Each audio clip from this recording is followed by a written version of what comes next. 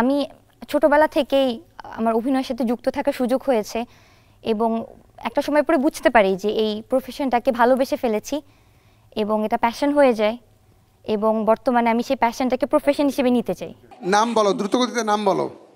আসসালামু আলাইকুম, আমি সাদিয়া তাবাসসুম ঐশী, আমার বাসা রংপুর। খুব ইন্টারেস্টিং একটা ব্যাপার হলো অনিমেষ স্যার বললেন যে যেই দুইটা তুমি প্র্যাকটিস করে এসেছো ওই দুইটা মনোলগ বাদে তোমাকে অন্য আরেকটা দেবো। তুমি কি কি করে আসছো এখানে? যে ছিল 5টা।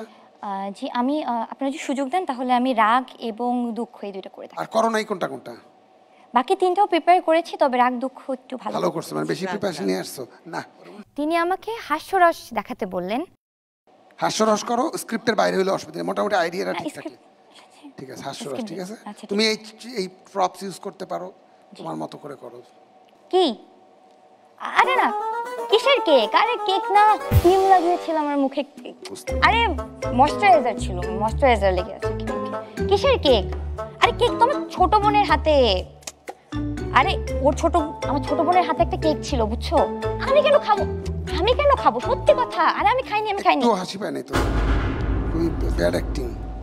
আমি মনে করি যে আমি একজন স্টার হতে পারবো, কারণ আমার কাছে একজন স্টারের সবথেকে বড় কোয়ালিটি হচ্ছে যে সে একজন হার্ড ওয়ার্কিং পারসন হবে। যেটা শিখে আসছিল এটা ভালো করতে পারতো নাকি? হাসলামই তো না। কেন ভাই, এত দূর থেকে আসছো, একটু হাসাবে না? চান্স না পেলে কি আর করবা? একটা ঘুমের ওষুধ খেয়ে ঘুমিয়ে পড়ো আর কি, ভাত তো আর খাইতে পারো না। আসলে আমি অভিজ্ঞতা নিতে এসেছি এবং আমি আমার বেস্ট দিব। এবং আসলে নাট্যকলা বিভাগে পড়াশোনা করার পিছনে এটাই আমার মূল উদ্দেশ্য ছিল যে প্যাশনটাকে প্রফেশন হিসেবে নিতে চাই। এই জন্যই মূলত। কোন ইয়ারে পড়ো তুমি? আমি ফার্স্ট ইয়ার ফার্স্ট সেমিস্টার। এখন তোমার তো এখানে চান্স পেয়ে গেলে তুমি তো পড়াশোনায় কন্টিনিউ করতে পারবে না। না, ইনশাআল্লাহ পারবো। আমি আমার বেস্ট দিয়ে চেষ্টা করবো। আমি জানি যারা চেষ্টা করে তাদের লাইফে কিছু না কিছু ডেফিনেটলি হবে, এটা আমি মনে করি। একটা সুযোগ দে, একটা ছোট কিছু করুক। আচ্ছা, একটা ছোট কিছু কি করতে চাও তুমি বলো? বাড়ি কোথায়? রংপুর। রংপুরের ভাষা পারো? মোটামুটি পারি, তবে আপনারা যদি চান আমি রংপুরে একটা আঞ্চলিক গান গিয়ে শোনাতে পারি, তবে একটু টুইস্ট আছে, একটা র‍্যাপ করতে চাই। আপনারা যদি সুযোগ দেন আমাকে। রংপুরে আঞ্চলিক গান র‍্যাপ দিচ্ছি প্রোডিউসার।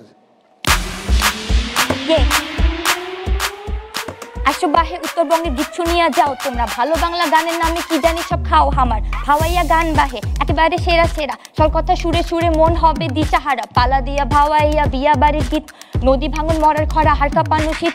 কন্যা কান্দে যৌতুক ফান্দে বরের বাপে হাসি, চিংড়ি বাপের ঘুম হারাম টাকা সর্বনাশে। র‍্যাপ গান করতে আসছো? এরপরে অনিমেষ স্যার বললেন যে তোমাকে তো কার্ড দেওয়া যাবে না, তুমি আমাদের সাথে হাত মিলিয়ে চলে যাও। তো আমার খুবই মন খারাপ হলো, কিন্তু তারপর আমি চেষ্টা করছিলাম বেশি ইমোশন না দেখাতে। কিন্তু তারপরে যখন হাত মিলাতে গেলাম তখন বললেন যে ঠিক আছে নাও স্টার কার্ডটা নিয়ে নাও। তখন তো আমি অনেক বেশি খুশি এবং আমি স্টার কার্ডটা নিলাম।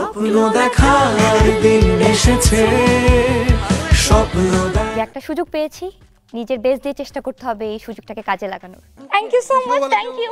স্বপ্ন দেখার দিন এসেছে, স্বপ্ন দেখা। ঢাকা আসার সময় আমি একদম স্ট্রেসলেস ছিলাম, তা আমি একদম চিন্তামুক্ত ছিলাম, একদম রিল্যাক্স ছিলাম। তা আমার ঢাকা আসে আমি নর্মালি গিয়েছি। তারপর সম্মানিত জাজেস আমাকে বললেন যে তোমার সম্পর্কে কিছু বলো। আমি বললাম আমি কি কি পারি, থিয়েটারে থাকাকালীন সময়ে আমি অভিনয়ের পাশাপাশি কি কি করছি বললাম। কি নাম? আমার নাম পায়েল চন্দ্র বিশ্বাস। আপনি কি এর আগে কোনো জাজেসদেরকে মিট করেছেন? না স্যার, এটা ফার্স্ট, এই প্রথম। মানে ইয়েলো কার্ড পাওয়ার, মানে গ্রিন কার্ড পাওয়ার পরে এটা প্রথম। আচ্ছা, কোনটা প্রিপারেশন নিয়েছেন? আমি মূলত থিয়েটার করি, থিয়েটারে অভিনয় করি, অভিনয়ের পাশাপাশি আমি গান এবং আবৃত্তি চর্চাটাও করি। স্ক্রিপ্ট থেকে কোনটা প্রিপারেশন নিয়েছেন? স্ক্রিপ্ট থেকে দুঃখ আর আত্মবিশ্বাস পড়েছি।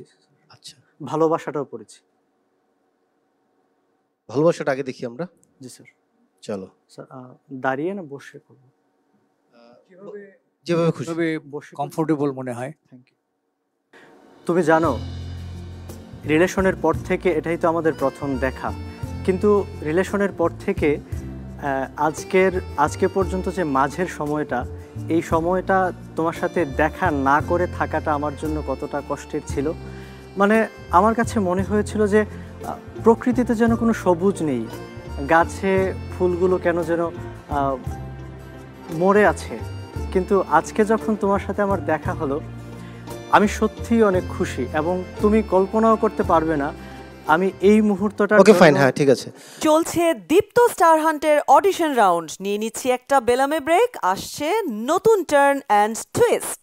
তারিক আনাম স্যারকে যখন আমি দেখব আমার অবশ্যই ওনার কাছ থেকে আমি কিছু শিখতে চাইব, কারণ উনি হচ্ছে আমাদের বাংলাদেশের ইতিহাসের অনেক অন্যতম একজন নাট্য ব্যক্তিত্ব। একটা গান শুনি, কিন্তু এক্সপ্রেশনটা কিন্তু আমরা একটু খুশি খুশি চাই।